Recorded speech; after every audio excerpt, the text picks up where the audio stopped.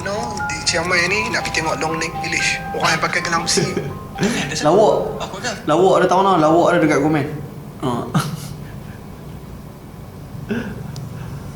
Macam mana tu? Okay. Assalamualaikum. Halo, salam. Hei, Syekh. Aku tak ada apa nak buat. Tak ada apa. Apa benda? Mana? Aku nak komen. Aku tak payah dah. Tak payah, bagi depan layar tu. Dah. Nanti satu hari aku akan masuk komen lah. Saya ni nak bapa nak pergi Chiang Mai benda lah. Aku buat komen. Nasihat aku boleh bagi, hang jangan soleha. Hang soleha waktu lah ni depa mesti sapu hang punya. Aku untuk. Apa serius weh? Dulu aku di fasa yang aku marah pasal kenapa negara kita jadi macam ni. Kita zoom out balik, kita tengok rupanya kerajaan kita macam ni. Lepas tu kita marah kenapa kerajaan kita macam ni.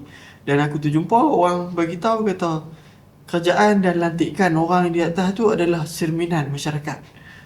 Dan aku macam apa ke benda? Aku tak rasa macam orang kita cukup bodoh kan.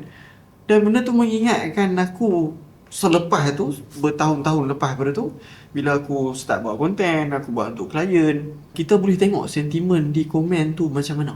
Aku tak rasa dia 100% translate kepada ni adalah cerminan ketidakbijakan kita.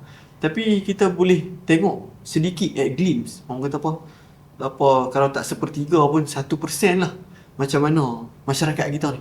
Yang buat kita bias sebab kita duduk biasa, kita berkawan. Paling dahsyat manusia ni, ingat nama kawan dia 30 orang macam tu saja. Dia boleh berkawan sampai 100 orang saja. Apa jadi? Kita duduk dalam silo. Susah untuk kita nak merasa denyut nadi rakyat, merasa denyut nadi intelek masyarakat kita ni macam mana. Kita susah nak rasa.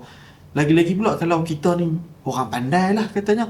Kita mungkin profesional, kita engineer ke misalnya, kita di pangkat yang tinggi. Kita susah untuk nak rasa sebenarnya masyarakat kita ni level dia macam mana. Dan aku rasa tool yang bagus yang kita boleh tengok sedikit ruang tu adalah sosial media.